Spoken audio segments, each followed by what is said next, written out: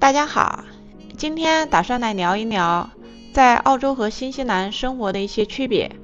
先声明下，以下内容只是个人观点，不喜欢不认同的可以划走。不管在哪儿生活，都离不开一个钱字儿。今天就从钱的角度出发，说一说澳新的一些区别。澳洲和新西兰同属英联邦，也都是移民国家，地理位置又近，它们之间有很多东西非常相似，但又有很多东西相当的不同。接下来就进入正题，首先说一说物价吧。这里说的物价主要是指普通人日常买东西会去的那些超市。在澳洲主要有三大超市，Woolworths、Coles 和 Aldi。其中 Woolworths 和 Coles 是澳洲的本土超市，占了70%的市场份额，而 Aldi 是外来的德国超市，占了10%几的份额。除此之外，还有一些相对小的超市，比如 IGA、Costco、各种亚超、华超和农贸市场等等。反正在买菜这方面，澳洲胜在选择多，余地大，超市们为了吸引客人，经常打价格战，有很多折扣和活动，多逛一逛总能发现更便宜的。新西兰同样是三大超市 Woolworths、New World 和 Parkensay。 新西兰的 Woolworths 过去叫康当，其实它在最早登陆新西兰的时候就叫 Woolworths， 后来换了个名字，改名叫康当，又过了一些年，它又把名字改回了 Woolworths。 在新西兰，市场基本被这三家超市垄断了，不管走到任何地方都能找到它们。要涨价呢，也是一起涨。超市这方面基本没得选，反正就那三家，不买就只能自己种了。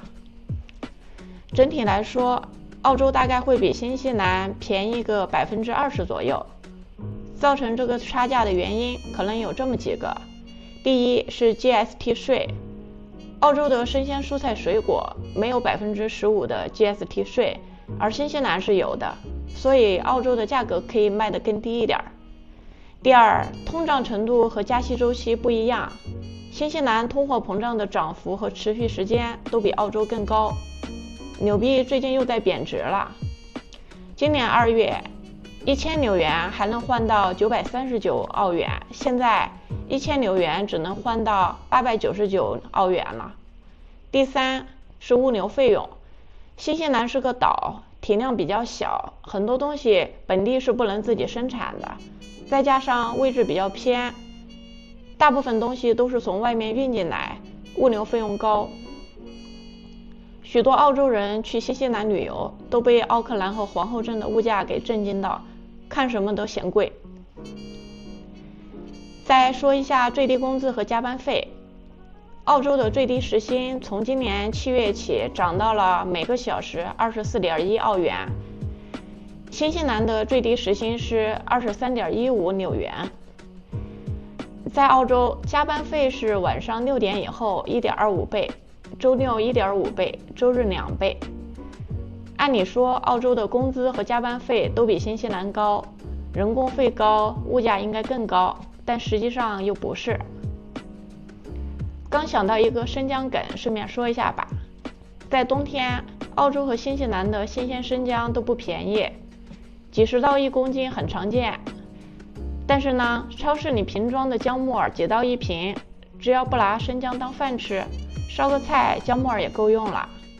番茄也是，冬天番茄10几刀、几十刀1公斤都是有的，但是超市里也有很多不同类型的番茄罐头，做个番茄炒蛋、番茄意面绰绰有余了。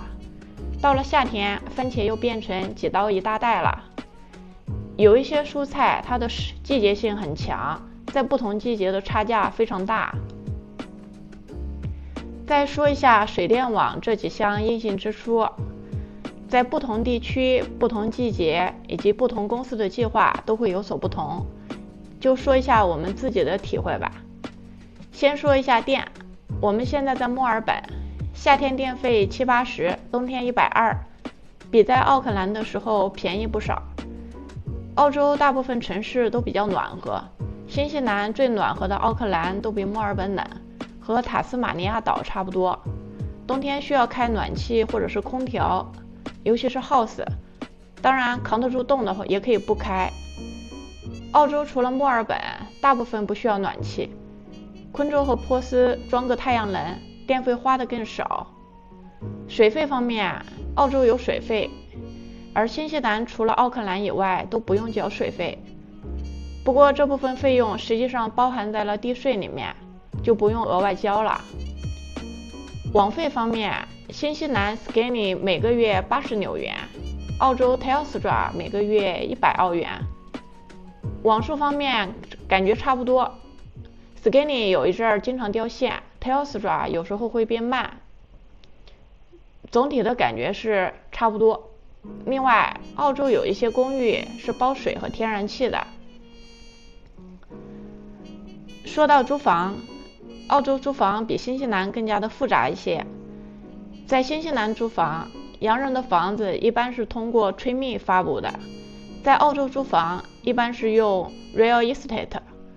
租房的流程都差不多，但是澳洲需要提供的材料更多，一方面房源更多，另一方面竞争对手也多。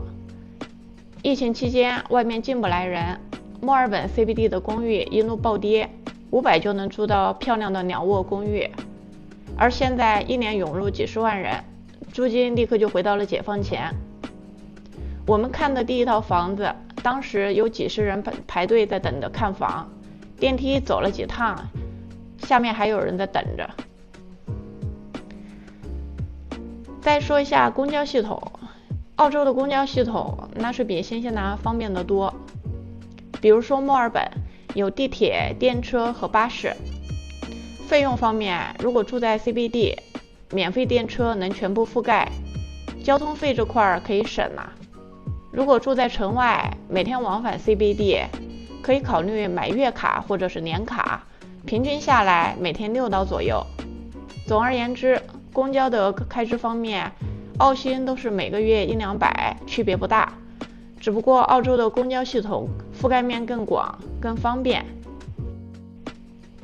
稍微说一下工资方面，根据我们所知道的一些从新西兰来澳洲的人的经验，普遍都涨了20%到30%。再来说一下养老金，这个问题可能大家都很有兴趣。澳洲的养老金67岁可以领，而新西兰是65岁，这一点新西兰比较好。领澳洲的养老金需要在这里住满10年，其中至少5年没有中断过居住。领新西兰的养老金需要住满20年，其中有5年必须是在50岁以后住在新西兰的。澳洲养老金需要做财产测试，能领到多少钱要看在自住房之外拥有多少资产，Super 和海外资产也是要列入计算的。符合标准的话，夫妻俩每2周能拿到1538澳元左右，也就是每年大概一共43700澳元左右。新西兰养老金不需要做财产测试，到了年纪就可以申请。夫妻俩每人每2周能拿到799纽元，也就是每年2人一共41500纽元左右。另外，澳洲和新西兰都各有一种补充养老金，澳洲叫 Super， 新西兰叫 KiwiSaver。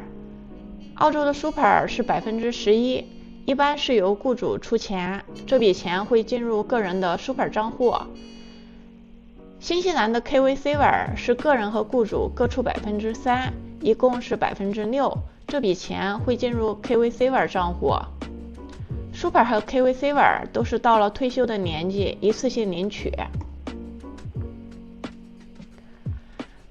房子方面，澳洲的自住房不用交地税，新西兰的自住房是需要交这笔钱的。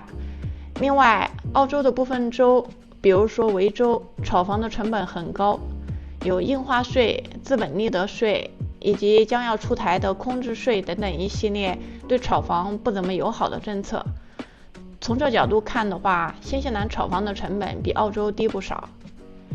另外只要收入达到了一定的门槛，福利基本上就跟你无缘了，这点在澳洲和新西兰都一样。今天的分享就到这里了，如果你喜欢我的视频，欢迎点赞关注我的频道，给你分享从中国到新西兰，再从新西兰到澳洲的移民生活，谢谢。